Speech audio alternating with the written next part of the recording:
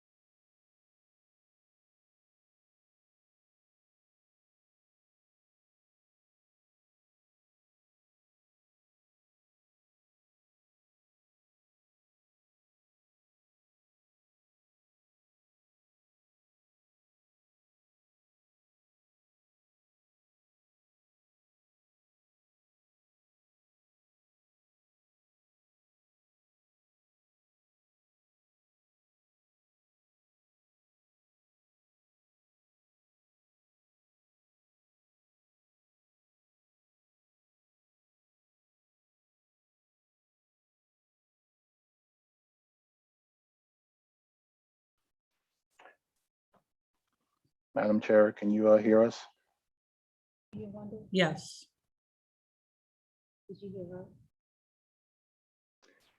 Yes. Madam Chair, you may begin when you're ready. Okay, thank you. You say fine. Yep. I will chat you as soon as I'm back.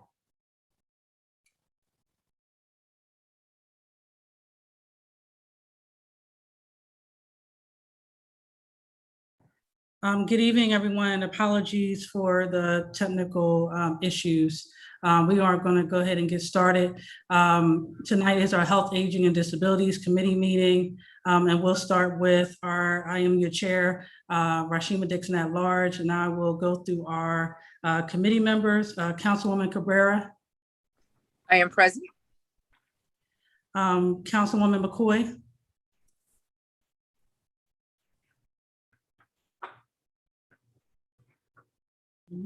I'm sorry, I'm here. All right, thank you.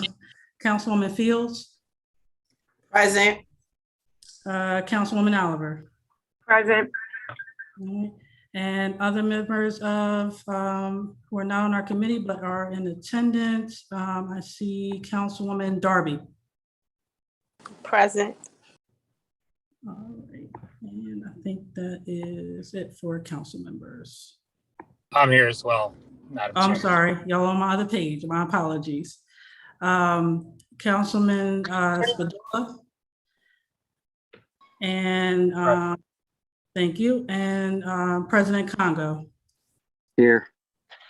All right, thank you. All right, so there is a change in our agenda items for this evening.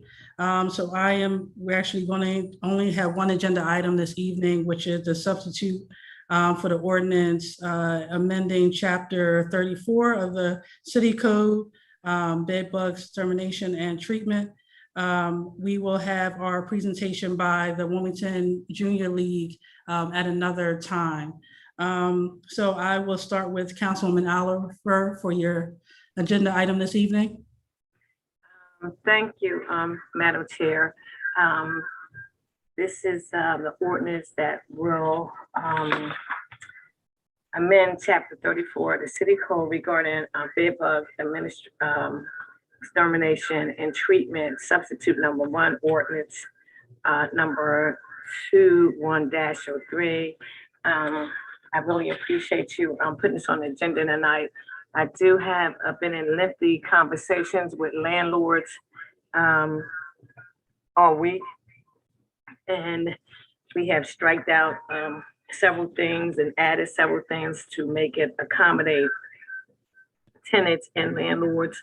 There is no fiscal impact, projected fiscal impact of the ordinance.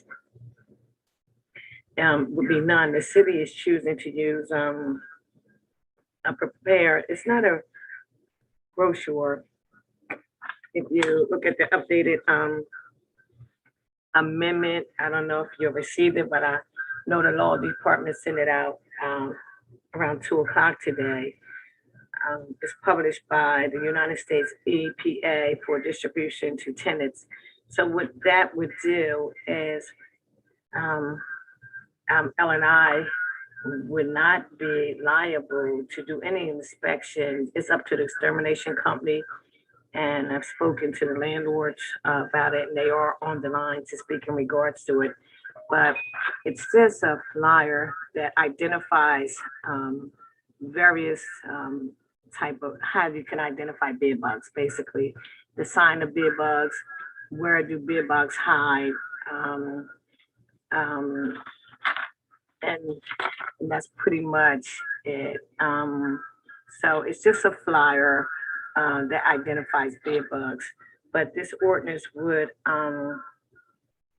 describe the duties of the landlords and the tenants with regard to treatment and control of bed bugs for any rental agreement for a dwelling, a unit entered into a renewed after the effective date of the ordinance. The landlord or any persons authorized to enter into such a agreement shall provide such a tenant and information, and it says brochure, but it's a flyer on bed bug prevention and treatment prepared by the Department of License and Inspections. And basically the flyers from the EPA Association. So this ordinance will not only help the tenants, but also the landlords, because in many cases, the tenants bring in the bed bugs, but in some cases, when I used to rent apartments, I had an issue with bed bugs, and I walked into a situation where it was a kitchen table, which looked very nice to me, but it was bed bugs in it. So, I mean, I've lived under these conditions, but if you read the updated ordinance, a lot of things were striked out. It's no fiscal impact. And if anybody has any questions, we have John on the line from the law department. So hopefully y'all have the updated ordinance. If not, we would I would ask Marshall to send it out to everybody, because it was an updated ordinance, which is a substitute ordinance, which addresses a lot of issues that were in the other ordinance. So if anybody has any questions, feel free to ask them. Thank you, Councilwoman Oliver. I just had a quick question. I know you said that there are, well, one, I just saw that Councilman Cabrera had asked about if the flyer could be shared, as far as their permission to share it, what the content is on there. And then also, I did see under the fiscal impact that it does say that there is a projected fiscal impact is negotiable. And I guess that's depending on the brochure that's going to be published. Is that what you're referring to? You said that's the only cost that may cost us. Yes, thank you, Madam Chair. Good question. The only fiscal impact here was the one flyer was from the National Apartment Association, who we weren't able to contact. We sent a couple of emails, but the other flyer is from the EPA, and it's not copyrighted. There's no copyright on it. So it is possible for us just to attach it. Ellen and I could have it attached to their website when the landlords come on, and just give a copy of it to their tenants. And as I said, we do have a couple of landlords, and we have Frank on here who works with the Bed Bug Association, who are just fine. And John, I see his hand up. John, could you interact in that, please? You can unmute. John. Yes, apologies. My apologies. I'm outside and my dog just found something. I believe you may have the council president, or excuse me. Give me one moment, please. Yeah, it sounds like the dog has some input for the meeting. He said he doesn't like fleas either, or bed bugs. While he's fixing what he's doing, I saw your hand up, Councilwoman Cabrera. Yes, my question is the legislation that was first introduced that Councilmember Oliver says she made some changes. Could she tell us what were some of the negotiations that took place with the landlords, things that they didn't want to see, or maybe they didn't want to be held responsible for, or just couldn't feasibly do what those things were, and what we ended up compromising that would be a good understanding for the both, for all the groups? Could she share whatever those things were? Madam Chair, my speak? Yep, well, Councilwoman Oliver, yes. Sure. I have it right here. One second, I'm sorry. Okay, under section 3, under responsibility of owners, the recommendation, we added the words unless the tenant admits to being responsible for infestation. There is a substantial evidence of the tenant caused by infestation. We didn't use all this language because they were very nice enough to just say the responsibility of the treatment is otherwise addressed in the lease or other agreement between the parties, in the paragraph ending in cost of investigation. And before we had the cost of the investigation on the landlords, or they were sharing it with the tenants, etc. But in this language, it changes it up, it admits being responsible, because we had several cases that tenants had acknowledged that they brought a couch in there, or they went to various, maybe the Goodwill, whoever gave the couch away. And the young lady said that she admitted that she did bring the couch in, but it was a gift to her, and the landlord ended up paying for everything. I mean, you know, this is a no win situation. Sometimes it goes both ways, but I just appreciate the way the landlords were being held responsible and saying, look, we take responsibility, but it can go both ways. Also, if you look in under responsibilities, regarding, if you say EI number A, regarding the owners shall provide pest control services, determine whether the infestations within 48 hours. We changed that due to COVID.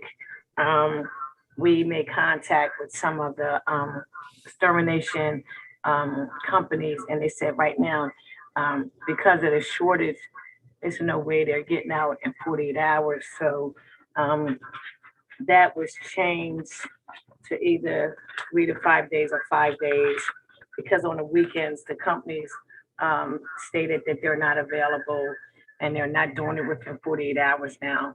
So we have to give them a little time to get out, to identify, to control, to spray for the bed bugs. So because of COVID, they're not coming out within 48 hours anymore. So we just extended that because of the companies, that was based on the companies we spoke to. They're not coming out so fast. Another change was in Section 4, responsibilities of the tenant, recommendations, reference to notifications, as I just stated, 24 to 48 hours should be replaced with, and it's not 2 to 4 days anymore. We just said 3 to 5 days because of the conversation with various companies. They're not coming out so fast. And I'm trying to see. In Section 5, tenant protection, we striked a lot of stuff, and we just said, look, basically all of this comes under the Fair Housing Act. So that would cover the tenants under the Fair Housing Act.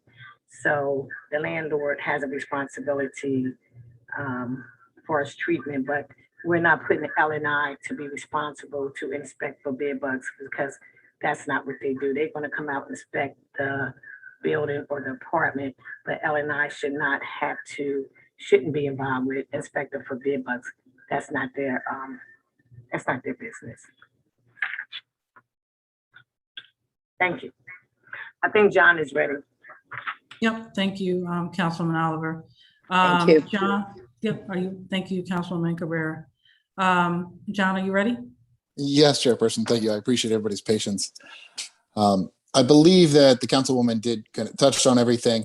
The first thing I wanted to mention is the fiscal impact statement. I think you may have be looking at an older version. The councilperson and I discussed changes on Monday. I made some of those changes today. We also identified just prior to this meeting a few places where the legislation references a timeline or a time limit of 24 or 48 hours. Those should reference 3 to 5 business days. There is the prepared, it's a brochure or a flyer that was prepared by the EPA, the Environmental Protection Agency, related to bed bugs. And so because of that, we noticed that the only original fiscal impact was related to the development of a brochure similar to this that you're seeing there. It looks like the vice chair has shared this. Because we're going to use, the idea was that because this is going to be used instead of something prepared specifically by the Department of License and Inspections, then that cost is negated. So it's a negligible cost associated with this. Really, it should be zero. But I do believe that the councilperson, Councilperson Oliver addressed all of the other changes that we discussed and that were implemented. The only things that are not included, there are still some references to, again, the 24 or 48 hours or 2 days. Those things need to be updated in light of some of the feedback that the council person provided. Thank you, John. I appreciate it. And thank you, Councilman Cabrera, for putting up the flyer for us. Councilman Oliver? Yes, and I want to thank, I know Jeff Sheraton is on the line along with Frank. We've been working on this for like over a week, and they work with the Landlord Association. And Frank is very involved with all type of pests, especially bed bugs. So I really appreciate their input. We've been talking, like I said, for quite some time, having meetings and following up on this legislation. And we've been going back and forth. So I was able to add some things, and they were able to ask me to subtract some things. But I really appreciate their clarity and respecting me to say, look, I don't mind helping you guys out, but you have to work with me with the landlords. And they were, they even added some stuff on there that would cover the landlords. So I really appreciate their input with this piece of legislation. Thank you, Councilman Oliver. Is there any other questions before we go to the public? And I do see Jeff's hand up. Yeah. Councilwoman McCoy. Thank you, Madam Chair. My question was about, I think it was, I'm trying to go back to look at the form. It is about area, page is this, second page. I guess it's section 5, pest control. And it was basically just wanting to make certain that I had understanding. So a single dwelling unit shall be responsible for extermination of any insects.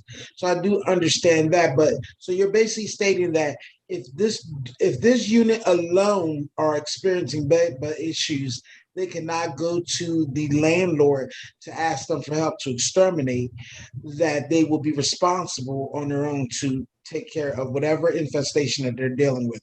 Only if there is a second unit or another, or the landlord, I guess, if he owns 2 houses next door to each other, if they both are experiencing it, then that person will become responsible. I just wanted to get a little clarity on that.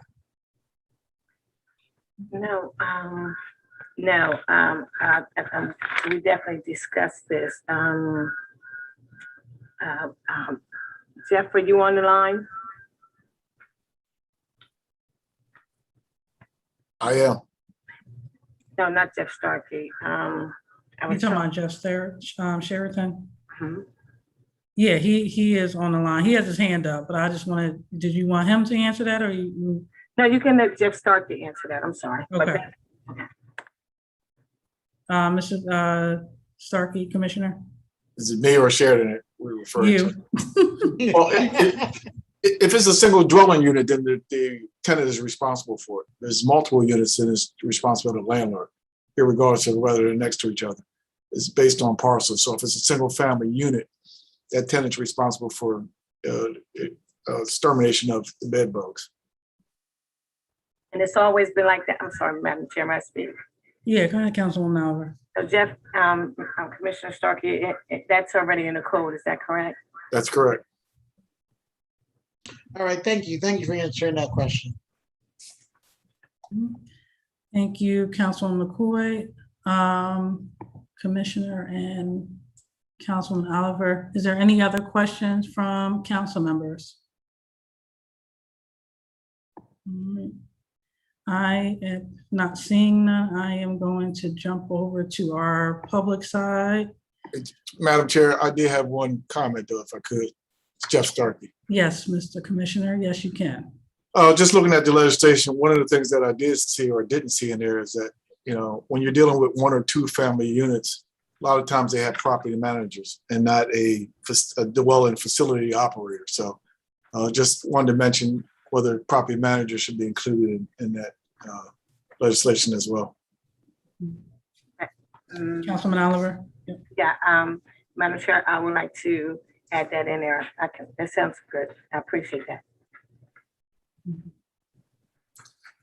All right, so that would have to, And we want to add property manager on number 5, is that correct? Section 5. Commissioner, do you mean you want it throughout the document or just in one Well, section? Or you can put it in the definitions and when you reference, dwelling facility operators. So if you have it in the definitions, you can reference property managers as well. Okay. So Councilman Oliver, I'm sorry, I saw John put his hand back up. John, can you answer that? Thank you.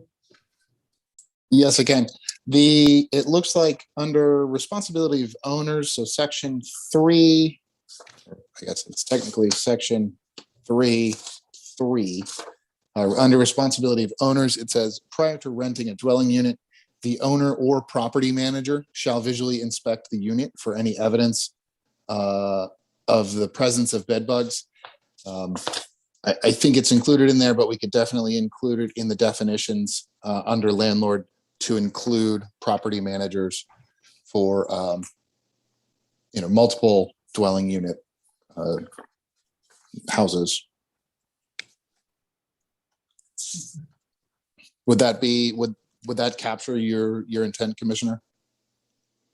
Yes, I just wanted to make sure because one or 2 or 3 apartment building doesn't have a dwelling facilitator on site. So most times they have property managers. Okay. Thank you. Thank you, Commissioner, and thank you, John. So I will assume that you and Councilman Oliver will work on that addition. Yeah. Yes, that's correct. Okay. All right. Any other comments from council members or directors before we move to the public? All right. I know you have had your hand up for a while. Jeff, you're welcome to speak at this time. Thanks. Can you hear me okay? Yes. Hey, thank you, Councilwoman Dixon. I first wanted to start by just thanking Councilwoman Oliver for allowing us to be part of this process. I apologize that my comments, I guess, aren't going to be as polished because I did get this a little late, but we definitely, a lot of our feedback has been incorporated. The one kind of, I guess, red flag that I immediately noticed upon reviewing the update was that there seems to be, I guess, a little contradiction as to when landlords versus tenants versus occupants are going to be responsible. So as I understand it now, Chapter 34 holds the occupant of a house, a single family house, responsible for treatment at any point, whether it's within the first 30 days or after that. And I believe, in Section 2 of the ordinance, bed bugs are being added to that list. However, in Section 3, when we're talking about responsibility of owners, I believe there's a contradiction where it says that if the tenant notifies the landlord in writing within 30 days, then the landlord would be responsible. So I just think we need some clarification there. One of our recommendations, and I know Councilwoman Oliver was happy to do this, was to basically say that the landlord should be responsible within the first 30 days unless certain things happen. So we had kind of 3 scenarios that we felt would be appropriate. So the landlord would be responsible unless 1, the tenant admits to being responsible for the infestation. 2, unless there's substantial evidence that the tenant caused the infestation. For example, in a multifamily building, a heavy concentration in one unit. Or 3, the responsibility for treatment is otherwise addressed in the lease or other agreement between the parties. So for example, maybe the landlord just flat out agrees to do the treatment, something like that. So I think that's very important to add in. I think you guys already touched on changing the timing from 48 hours to 5 business days, which I think makes sense for all parties. And it's really not a COVID thing per se. It's more of just being able to actually get people out there. 48 hours is very difficult if it's over a weekend or over a holiday, that sort of thing. The other update that I noticed was in Section 4, responsibilities of tenants, and it's under AII. It says that the tenants need to report a infestation between 3 and 5 business days. I just wasn't sure if it was going to be 3 or 5. I feel like there should just be some kind of timeline there that we can all clearly follow. Other than that, I really like the idea of using the EPA form. It's free and accessible and not going to cost the city anything. But I do think that big red flag needs to be addressed where, when is a landlord responsible? When is a tenant responsible? And I think from the landlord perspective, most of us are happy to treat it when the tenant's not responsible. But we just want to make sure that, we're not having a tenant that moves in that already has bed bugs. And then within the first 30 days is reaching out to us to say, hey, now you have to treat my bed bugs. So we just want to make sure that there's, a fair solution there. But I appreciate the opportunity to make the comments. Thank you again. Thank you, Jeff. Appreciate it. Councilwoman Oliver, did you want to say anything back to that prior to, I see a couple of the hands that went up too. Yes, thank you, Madam Chair. To Jeff's comments on Section 3, I think we have agreed on the last comment. It was Section 3, and the last one was number 3. If we can have him read that again, I think that was brought up, but I don't see it addressed.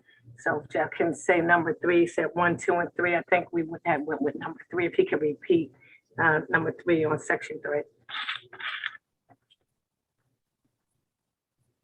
Jeff, can you repeat that for Councilwoman Oliver? I certainly can. Is she referencing when the 3 conditions when a landlord would be responsible versus a tenant? Correct. Now it was the last one. Could you repeat the last one? Sure. So there's 3 points. The last one was the responsibility for treatment is otherwise addressed in the lease or other agreement between the parties. Right. John, that should have been and it should have been amended in the ordinance. And also, when you spoke about the 3 to 5 days, I didn't get a chance to speak to you earlier. When we did make contact with 2 pest control companies, they stated that right now they're on they're not on a 48 hours. Basically, it's taking them 5 days because of COVID. So I never got a chance to follow up with you with that because of the shortage right now. So I would be willing to amend that to just the 5 days opposed to 48 hours. Thank you, Councilwoman Oliver. And I saw you come off of mute for a second, John. Did you want to add to that or before I move? No, that was an inadvertent finger tap. Okay, gotcha. All right, Councilman Spadola. Thank you, Madam Chair. How would this legislation affect condo buildings, some of which might be individually owned, the units that might be individually owned, as well as some that might be owned and rented out? Madam Chair, Yes, Councilwoman Oliver. I guess we can refer to Commissioner Starkey with that. I think it would be the same. But Okay. Well, Commissioner- that's actually a good question, good point. Because they are individually owned, they're not part of a group. So John may be able to assist us. John, your points on that one, your thoughts? John. I think you hit the nail on the head, Commissioner. If it's a condo unit, they're individually owned and then leased, then it would be, the owner, I guess it would be considered a single occupant, single occupancy, as defined, as we discussed earlier. They're under, I guess that's already addressed under section 34-237 of the code, that the occupants of a dwelling unit, occupant of a dwelling unit containing a single dwelling unit. But I would have to look closer into the code. As you may know, I did not originally draft this legislation, so that's not something I'd considered in my revisions this week. But I can look into it and clarify. Thank you. And I have a follow-up, Madam Chair. Yes, please proceed. Thank you. And also something that I think should be considered, a lot of condo buildings, 10 unit, 20 unit, there might be a property manager, but they work 3 days out of the month on one building. So would it be feasible for them to do an inspection of units? That should be on the owner. I understand the intent of this legislation is for, with a full-time property manager. But so I think there should be some distinction between size of condo buildings, because, it's not feasible for a 10-unit condo building for the property manager to come out to do an inspection. Thank you, Councilman. Councilman Oliver? Yes, Madam Chair.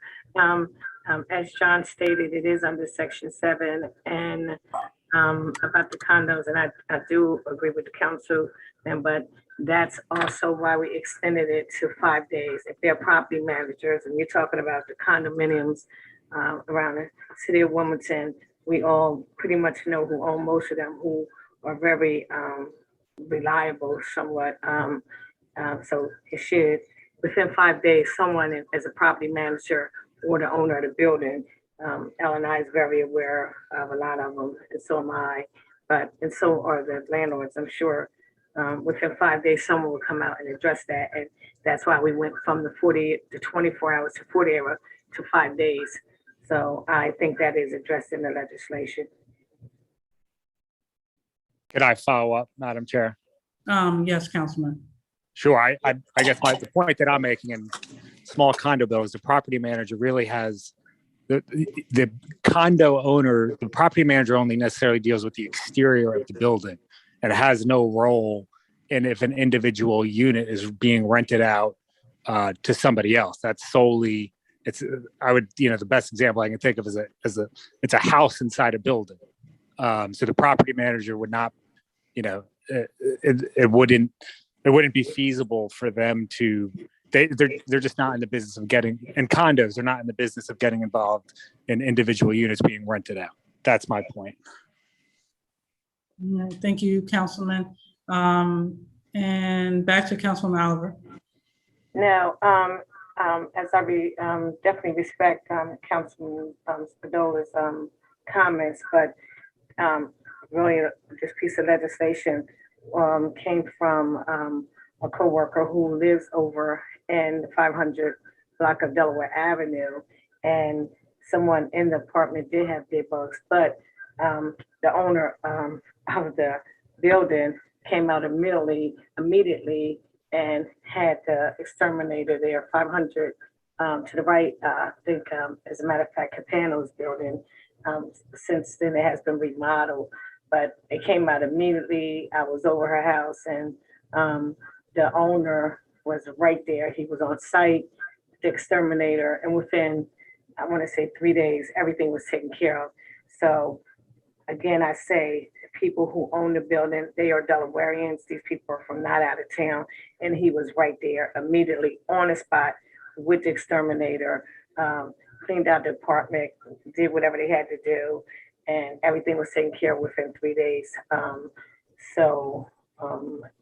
I say again, it is in under bed bug section C. The landlord was right there on top of everything, and I was there with her, and that was Andrea Queen. Sure.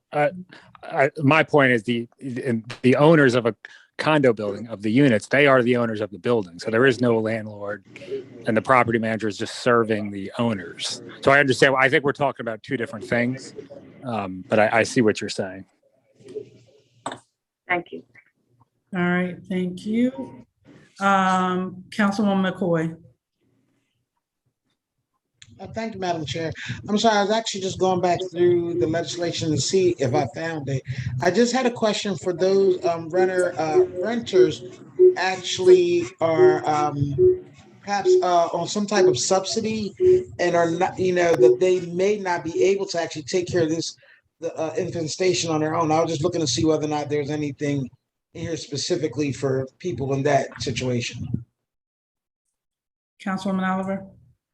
Yes, I agree with Councilwoman McCoy on that.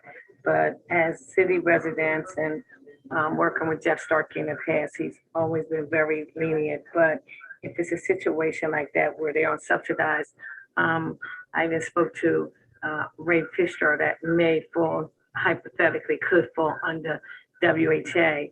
And he said they have no problem if that's what it may fall under, or Section 8. They have no problem. They also deal with an exterminating company that would come out normally in 48 hours. But as he also stated, they're not coming out as fast. So that would also assist with the 5-day. Okay, may I follow up? Yes. Okay, thank you. So you've already had these conversations, but they actually don't have anything like really actually written or anything on how they will deal with this if this were to come. Like if we pass this, and one of the tenants on either one of their scattered sites, or maybe someone who has a subsidy or whatever, as a renter of a Section 8 or whatever, if they have this issue, it's still a guess on who's going to make certain that it gets taken care of and not spread throughout the block if that happens and they cannot afford to actually exterminate. Yeah, follow. Yep, Councilman Oliver. No, that's why it says the rental unit. No, they are covered. As I stated, I did speak to Mrs. Fitzgerald in reference to this, and they are covered under this. If someone does have, it's not specific in here to say Section 8 or WHA, because they have their own code under Wilmington Housing Authority, so that's not put in this legislation. But it says rental unit, which would fall under whatever the housing code of falls under the housing legislation, period, fair housing. So they do have their own extermination company, and they would be covered. Madam Chair, thank you. I just wanted to make certain it was something that was definite. It didn't sound definite initially. Thank you, Councilwoman Oliver. Thank you. Yep, thank you. And I was gonna say that too. Yeah, WHA has their own practices in regards to how they conduct their work with their residents specifically. Any other questions or comments in regards to this ordinance?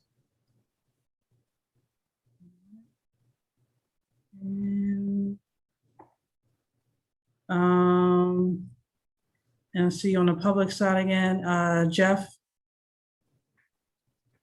Yes, thank you very much. I'm sorry, I'm still a little confused as written. So in the beginning, it says, and I'm just referring to a single family house for clarification, that pest control of any single family dwelling shall be the responsibility of the occupant, including bed bugs. But then if you flip to page, it would be 3, responsibility of its owners. It directly says that the tenant is not responsible if they notify the landlord within 30 days. I think that's contradicting itself. I was just trying to get some clarification there as to how this actually works. Madam Chair, Yep, Councilman Oliver. we have John answer that question. Yep, John, if you're available. I'm taking a look at it now. That's, to be honest, it's not a question I'm prepared to answer right now. I would need to take a look at it a little bit further because, as I mentioned earlier, section 34-237 that Jeff mentioned is already part of the code. And I'd need to look at how that, how this would impact it. Madam Chair, Yep, Councilman Oliver. we can ask Jeff Starkey. Can he answer that question? Commissioner, if you have an answer. I don't have a specific answer. I need to look a little further as well, but typically if it's a single family home, then the tenant is responsible. That's what it says in the code. Okay, and I think he just looking for, and correct me if I'm wrong, Jeff, I think you were just more so looking for, you were saying it contradicts what it's saying from the beginning to where it talks about the 30 days component, correct? Can you still hear me okay? I'm sorry. Yep, I can hear you. Yep. So basically what I was saying is that Chapter 34 always holds the occupant responsible for extermination. However, this ordinance, which is in addition to Chapter 34, a section of it says if tenant notifies a landlord in writing within 30 days after the lease commencement, the date that the tenant found or reasonably suspects a bed bug infestation, the landlord shall be responsible.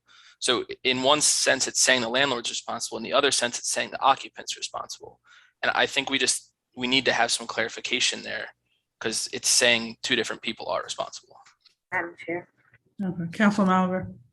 Yes, I understand Jeff's comments, but I think that's the right of the tenant to have 30 days if they notice something or whatever. I don't see anything wrong with them writing a letter saying they observed bed bugs. I mean, you're talking 30 days. Could I provide clarification? I'm sorry. Sure. So again, I'm not saying that it would be wrong for the tenant to let the landlord know that they have bed bugs and assuming they didn't bring them or admit to bringing them, that the landlord should treat it. I'm just pointing out that the code as written contradicts itself. So if under this code as proposed, a tenant was to send me a letter as a landlord, I could point to chapter 34 and say, well, it says occupants are responsible for treatment, even within those 30 days. So that's why I think it has to be changed one way or the other. Madam Chair. Yep, Councilman Oliver. Okay, John is on the line. John, if you can make clarity to that. Sure. I think I can, having reread it, I think I can understand Jeff's concern. And I think that that's something that we could address very easily. Right. And adding some clarification there in section 5 or subsection 5 of section 34-237. I think we can add some clarity there and include the intent of the legislation because there is still, the landlord would be responsible for inspecting the property prior to delivery to the prospective, the new tenant. So still requiring that, and then providing a 30-day, that 30-day window to new tenants. That thereafter, tenants in a single, as defined here, single dwelling unit would be responsible for extermination of any insects. And I think that eliminates, adding some language there would eliminate the confusion I think that Jeff is referring to. And it also kind of gels with the rest of the legislation as presented this evening. Thank you. Sure. You okay with that, Jeff? I'm sorry, Madam Chair. Yeah, I'm sorry. Is it okay to speak? Yes. Yeah. And I guess I wanted to clarify that. So a landlord would be responsible within those 30 days, but we are adding the exceptions to when a tenant admits that they're responsible for the infestation, that there's substantial evidence or there's another agreement. I still need to speak with the councilwoman about those to make sure, to discuss any unintended consequences there. But that's something that she and I would need to discuss. Okay. But yeah, to eliminate, I can see the reason for confusion there. But we could add some simple language to clarify that without changing the substantive effect of the legislation. All right. Thank you, John. Councilman Oliver. No, I just want to echo what John said. So I would be in favor of making the changes for Jeff. So I'm fine with that. So it's no confusion. Thank you. All right. Thank you, Councilman Oliver. Is there any other last questions or comments regarding this ordinance or the substitute? All right. Councilman Oliver, what I will ask is, are you going to make the changes prior to it coming out of this committee, or are you going to make it, are you trying to vote it out today and then you'll make the changes before the full council meeting? I'm just for clarification. Thank you. No, thank you, Madam Chair. No, I would like to get it voted out, and John, we can take care of this tomorrow. So we will have a clean draft on way before it's voted on. Okay. All right. So with that, I will entertain a motion to move substitute number one. Actually, hold on. Marshall. Hold on. Okay, just for clarity. Okay, so just for clarity, is this going to be like amended on the floor of the council meeting, or all the changes John is going to make this evening, so we know what those changes are? Because if not, then it would be a floor amendment, or unless it's going to come back to committee again. Councilman Oliver. Yeah, thank you. No, I will make the floor amendment. It was only two. I'll be willing to do a floor amendment.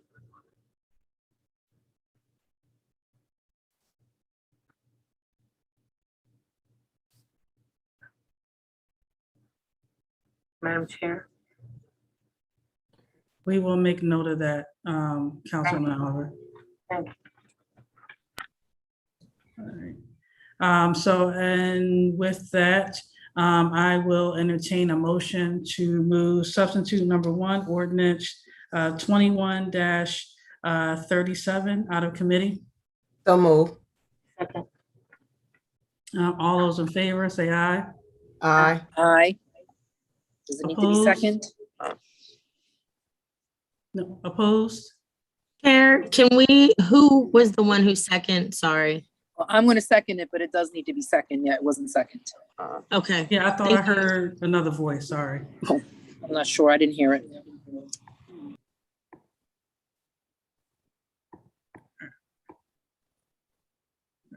All right, so let me do this one more time for clarification.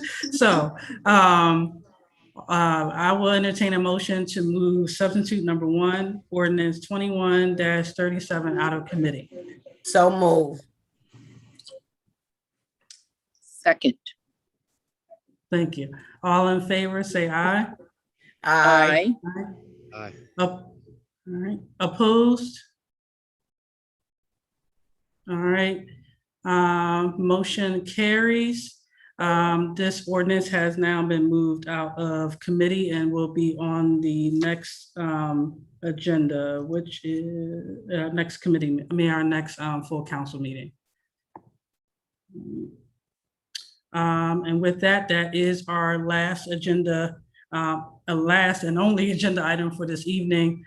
So I will thank everyone for commentary this evening. Councilwoman Cabrera, before I close. Yes, I would like to make an announcement that pertains to the work that we do in the committee, Chair, if that's allowed. I'm sure. Yes. Okay, so myself, along with Council Member at Large James Spadola, we will be holding listening sessions at the 17 high rises located throughout our city to receive public input and to construct a needs assessment for the residents living in our high rises. The sessions are an opportunity to listen to our valued residents, our elders, the differently able, about their needs, their complaints, ideas, and recommendations they feel will help improve services for them. At the high rise listening sessions, we will have elected council members as well as other leaders in their jurisdiction as needed, if they're able to attend, as well as delegates from partner agencies in attendance that will listen, provide guidance, and help identify any gaps of care for our residents. Information shared at these sessions will be obtained, recorded, and used to improve the services and the quality of life for our residents, especially our elderly and senior residents and those that are differently able. Please call our Wilmington City Council office at 302-576-2140 for a list of dates and times and meetings for each high-rise location. Our first meeting will take place on Wednesday, September 29th at 9 a.m. at the Hurley Apartments located at 320 East 5th Street. So Madam Chair and the rest of the council members, this is something that we feel is important. We hear a lot of complaints and definitely want to make sure that we address them. If Councilman Spadola would like to make any comments, since he is part of this as well. Councilman Spadola. And Madam Chair, if it's okay for him to make comments. Yes, that's fine. And I also see Councilwoman Fields has her hand up too. Thank you. Thank you, Councilmember Cabrera. I look forward to joining you on this initiative. Happy to start my old stomping grounds at the WHA, and looking forward to getting those scheduled and seeing some familiar faces. So thank you again, and look forward to doing this. All right, thank you for that. Thank you, Councilwoman Cabrera, for that announcement and initiative that you're doing with our committees. We greatly appreciate it. Councilwoman Fields. I forgot what I was about to say now. Took so long. Shucks. Oh, when you get the data, even though we as the council people, we may or may not be in those meetings. Once you get that data or that information, once you get that information, how are you going to log it so that we as the council person, as well as you all as the city council at large, we can work together to help them? Do you get what I mean? Yes, we understand. So since we are gathering information, we're at gathering data. Once we're going to have a questionnaire that we're going to have every resident who's able to attend and even not attend to submit their concerns. All of council are invited to attend these listening sessions and give input. And of course, if you are the district council member, we would like you to be present, understanding that schedules may not permit. The dates that were chosen, we're going to do this through next year because there's 17 buildings and we can't possibly do them all before the holidays. And we looked with the staff, we have the meeting. We're looking at that there's no conflict with committee meetings, that there's no conflict with council meetings. We all serve on multiple committees. So we've tried to come up with dates that basically had nothing going on so that we could get greater attendance, if that answers your question. And we will be dissipating the information as well as mentioned. A lot of concerns that we're going to hear, is my guess, are going to pertain more to state health and social services, and some of it might even be federal, which is why it's important that we bring those partner agencies. But anything that has to do with city council, we will certainly address their issues. But I think that council members, we can all agree that when it comes down to complaints and problems, we are the first line. We are the ones to hear it. And it's not always in our capacity to fix it. So we have to make sure that we're connecting our residents with those that have the power to do so. So this is a way to make sure that their concerns are being heard and that the appropriate action is taking place and that we can monitor the follow through as well. Okay, Madam Chair, can I follow up? That's why I raised my hand. Yeah, I figured because okay, Councilwoman Fields. Thank you. Also, in the process of you having these dates, you already have the dates available and the different high rises you're going to visit. I'm just wondering, is it possible that you could send out a meeting invite to all of the council people so that we can put it on our calendar along with the flyer or something that way we'll have it on our calendars to help us make sure that we don't overbook or we don't miss it, because this is something important. Well, this is important to me. I'm sure it's important to everybody, but I call the seniors my babies. So it's important that I attend these meetings as well as all other meetings, but just a meeting invite or something that we could just put on our calendar to keep us, mindful. We get so busy. Council member Fields, I assure you and all the other council members that everyone is invited. This will be as inclusive as it can possibly be. The reason that you see September 29th and Hurley Heat on there, which is next week, it's because they already have a meeting scheduled. We may not have all the partner organizations and everyone there, but we're going to show up, even if it means that we have to set up another meeting with Hurley Heat. Some of the high rises, when they're having public meetings, they're breaking them into different groups so that they do not exceed an attendance level for COVID reasons. They're keeping within the restrictions and the separation. So it looks like instead of 17 meetings, we may be having a lot more meetings. So the one thing I want to reassure you is, one, the staff is working on this. There will be input from you, the council members, and we will make sure that you have the invitations and to try to keep the meetings away from any conflicting committee meetings and council meetings. meeting. So I promise you that everyone will be included. And the only reason you're hearing about this now is because we just had the meeting yesterday. We wanted to take advantage of the Health and Aging Disabilities Committee to be able to announce that we're doing this, but we do not have all the dates yet. We only have this one date, and that's because they're already having this meeting and we're going to attend those that can. But please note that there will be others, and I'm sure that we will have another one at Hurley with all the partners, but we will pop up in this one. Madam, Okay, so that answers your questions. Madam Chair, is this something we can send an email with so we can end this meeting pretty, please? Understood. Councilman Oliver, hold on one second. I do want to recognize that we've been joined by Councilwoman Harley, and I see your hand raised. Well, I'm done. I'm sorry, Councilwoman Fields, if you weren't finished, I'm sorry. I apologize. I'm done. Thank you, Council Chair. Councilwoman Harley? Oh, yes. Thank you, Madam Chair. So I have two questions. The first question that I have is I have 4 high rises within the 4th district, and I'm just trying to understand, when did all of this discussion take place, and were there issues that Councilmember Cabrera was she receiving, or is this just an initiative they're taking on? Because I have a relationship with the coordinators at all the high rises within the 4th district, and I was not aware of anything that was of a concern of this level.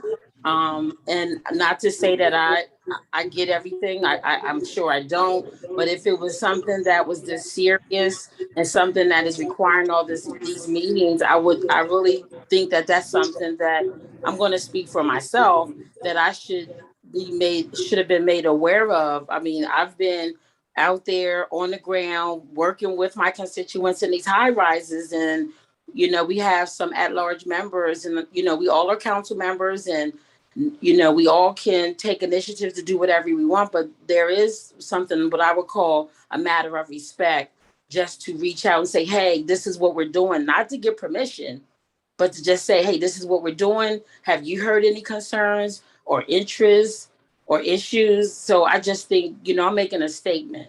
And I just feel as though this is something that could have taken place before the district council persons are hearing it for the first time right now. That's number one. And then secondly, Council Member Dixon, I thought you were working on something with the high rises. I thought you was doing something like a subcommittee. Is that not true, or what? Yes, the Healthy Aging Subcommittee will be starting hopefully by November. But yes, that'll be part of what we're doing. But I do want to just make note, and I'm going to let you finish your comment, Councilwoman Harley. But I do want to just make sure we all know that due to FOIA, and it's not on the agenda, I don't want to make this a whole agenda item for this evening. So if we can have a more discussion about this offline, I would greatly appreciate that. But I'm gonna let you finish, Councilman Harley, if you had anything else before we close out this discussion for this evening. Okay, and I respect, what you're trying to do and keep it organized, and my council colleagues and the public, whoever's listening. So I'm going to, cut it short. But I do want to know, what's the difference between what you're doing and what they're doing, and if it's all the same. That's what we can talk about, because this, you got district members that are connecting with our constituents. You're going to start a subcommittee. It sounds like they're starting something different. And I think that we need to meet to talk about what this looks like and how we're going to all interact with the constituents, with the district members, along with the at-large members. And again, we all have been elected to do a job and do what we want, but let's do it, and let's try to do it respectfully. That's all I'm asking. Thank you. No problem. Thank you, Councilman Harley. Madam Chair, I'd like to call point of order. I agree with you. Due to FOIA, we should not be having this discussion at this committee meeting right now. It's very inappropriate. It's the time and place for everything. We have emails, we have phone calls. There was no way that we should be starting a whole, it's not even on an agenda to discuss. It was very inappropriate based on this whole conversation. So I'm asking if we can please move a motion to stop this conversation and end this meeting, because this is not even on the agenda. It's very inappropriate. Oh. Yeah, very inappropriate. With that, Councilman Cabrera, I would just say, I know I see your hand raised, but can we end this discussion for this evening and have this conversation offline in regards to the more details I know that council members still have? Thank you. Yes, that's not a problem, Madam Chair. It was an announcement because it was pertaining to the committee. And certainly there were some comments made I think I should address in terms of where. Order. Can we do that We hear offline? complaints. Point of order, it's not on the agenda. Council, yeah, I'm gonna say, council members, can we get back to, I am going to clear the meeting for this evening, so I'm gonna cut us off. So thank you all for joining us this evening. I will entertain a motion to adjourn. So moved. Second. All right, thank you all and have a good evening. Thank you.